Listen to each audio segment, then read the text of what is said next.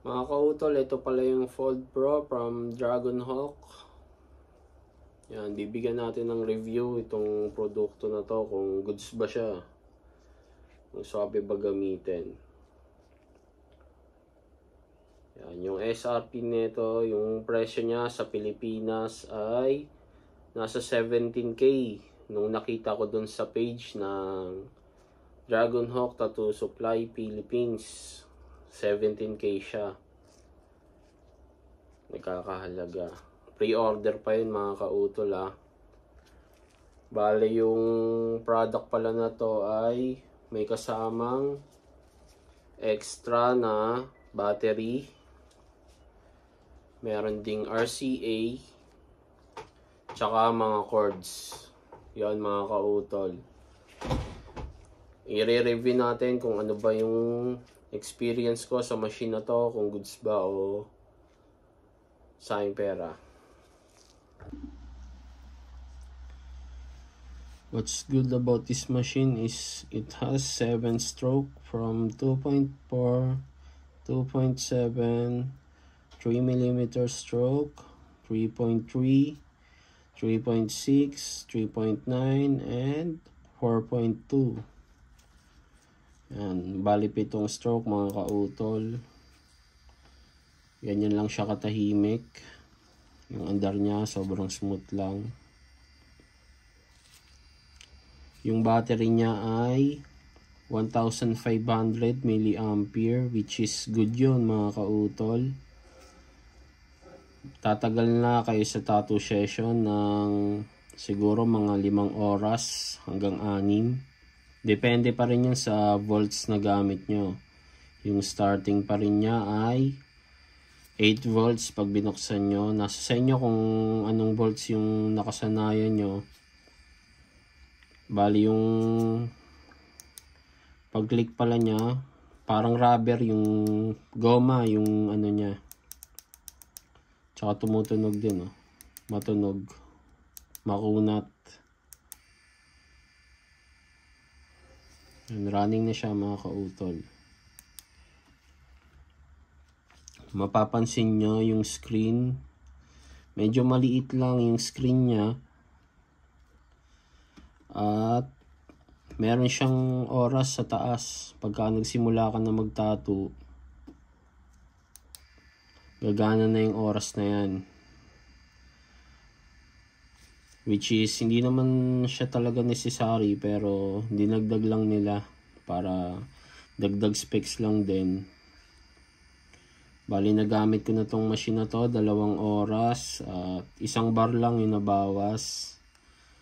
Which is good nga, kasi pang matagalan na, tapos meron pang reserbang battery. Pwede ka pa mag RCA.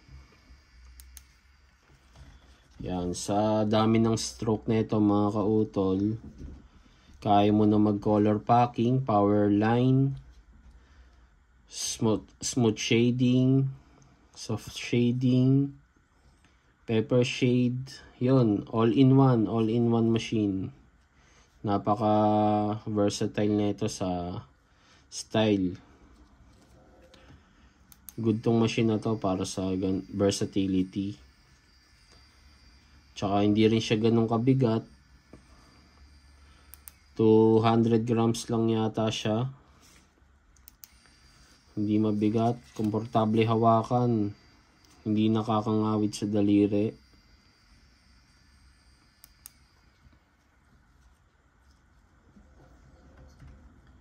At yun, maganda yung kulay niya. Glossy black.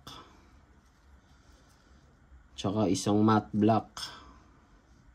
Pero para sa akin, hindi naman importante yung kulay. Pero maganda, masarap sa mata.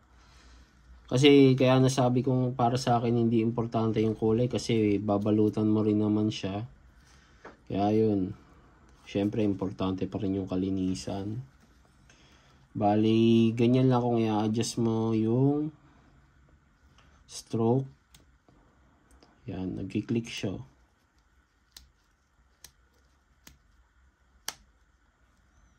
Yung itong taas yung i-rotate mo. Ito twist.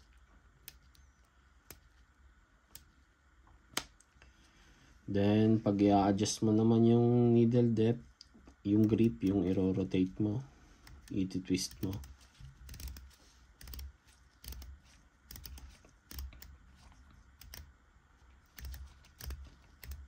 Narinig nyo yung click.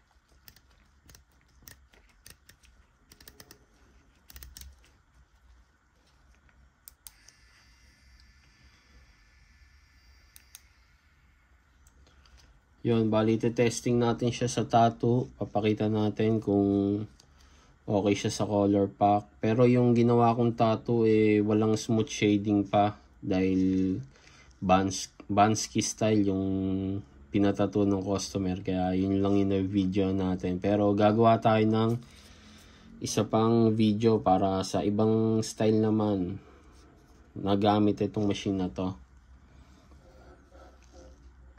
Ito, testing na natin mag-line, 4mm stroke, 8 volts. Tingnan natin kung isang pasada lang at walang patlang yung linya. Let's go. Punas. At yun, 1 pass lang. Shading naman, color pack. Tingnan natin kung 1 pass lang din. Mapupunaan ba lahat? Mabilis lang to. Pakita ko lang kung okay ba yung machine na to, kung consistent yung palo niya. Pagpunas, tingnan natin kung may patlang. At wala, ayun, goods.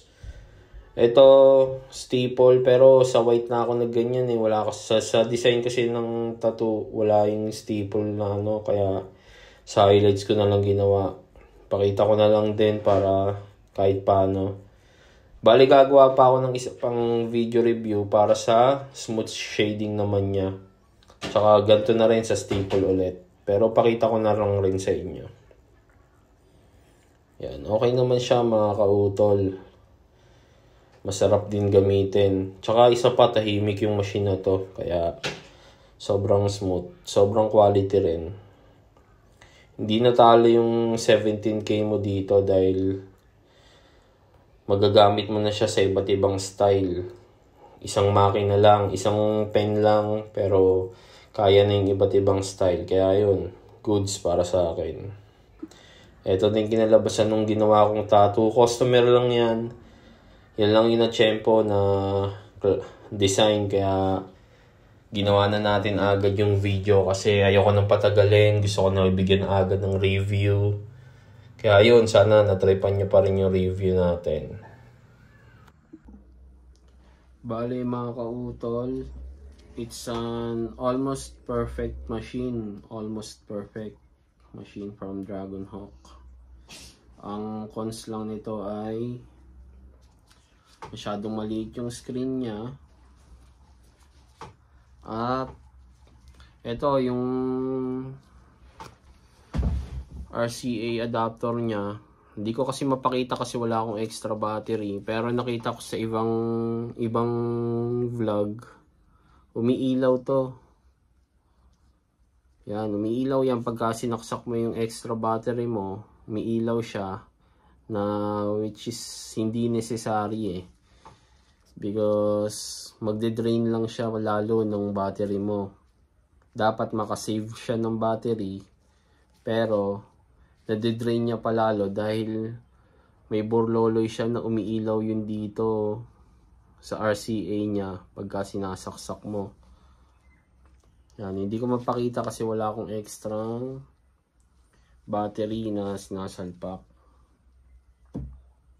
Pero napanood ko yun sa ibang reviews na ayun lang yung cons nila. Nakita ko transparent siya na parang ilaw din Parang umiilaw din talaga. Kaya eto na nga yun. Ayun may mga LED sa loob ayaw kasi mag-focus Yan, malakas makadrain yan ng battery. Pero hindi naman yan to ginawa para sa extra battery, kung hindi sa RCA cord yun.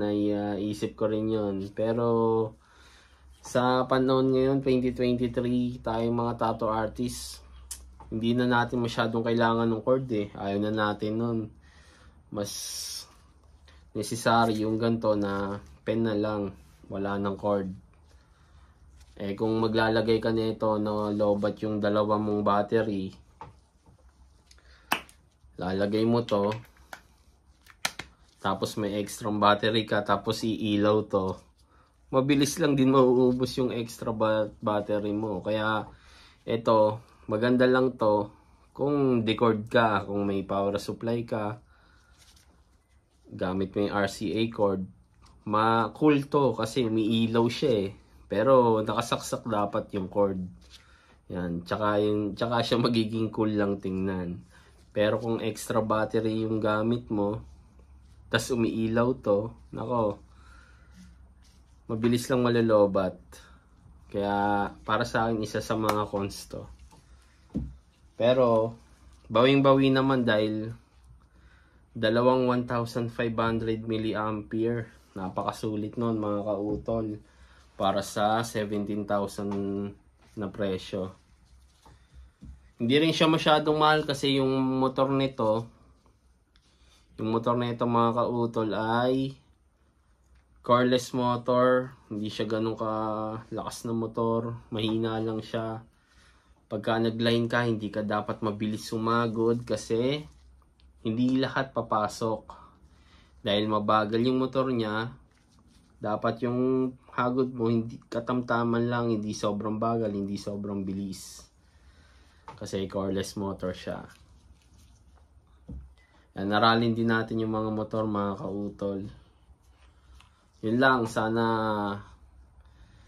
nakatulong ako mag-decide sa inyo kung bibili ba kayo o hindi ng Dragon Hawk Fold Pro. Maraming salamat mga kautol.